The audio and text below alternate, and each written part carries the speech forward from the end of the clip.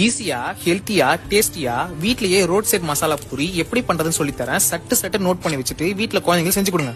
ஒரு 3/4 டம்ளர் அளவுக்கு தோரம் பருப்பு, 1 ஸ்பூன் மிளகு, ஜீரகம், கொஞ்சமா 3 காஞ்ச மிளகா, 2 ஸ்பூன் அளவுக்கு ஓமத்தை கையில் நசுக்கி போடுங்க. வாசனை நல்லா தூக்கி கொடுக்கும். அது கூடவே 2 ஸ்பூன் அளவுக்கு சாப்பாட்டு அரிசி சேர்த்து நல்லா அரைச்சு வச்சுக்கோங்க. இப்போ எதுல சால்னா செய்ய போறீங்களோ அந்த கடாயில ரெடி பண்ண மசாலா இந்த மாதிரி ஒரு டம்ளர்ல 10 டம்ளர் தண்ணி ஊத்தி 2 ஸ்பூன் கரம் மசாலா, தேவையான அளவு உப்பு சேர்த்து நல்லா எல்லாத்தையும் கரைச்சி அப்படியே அடுப்புல வச்சு கிண்டிக்கிட்டே இருங்க. கொதிக்கிறதுக்கு முன்னாடி 1/4 ஸ்பூன் சில்லி பவுடர், கொஞ்சமா வேக வச்ச உருளைக்கிழங்கு, நல்லா கொதிக்கிறப்போ ஓவர் நைட் ஊற வச்ச பட்டாணி, கொண்டக்கல்லிய நல்லா வேக வச்சு சேர்த்து நல்லா கொதிக்க விட்டுடுங்க. அவ்வளவுதான், சால்னா ரெடி. ரெடிமேட் பானிபூரிய பொரிச்சு வச்சுக்கோங்க.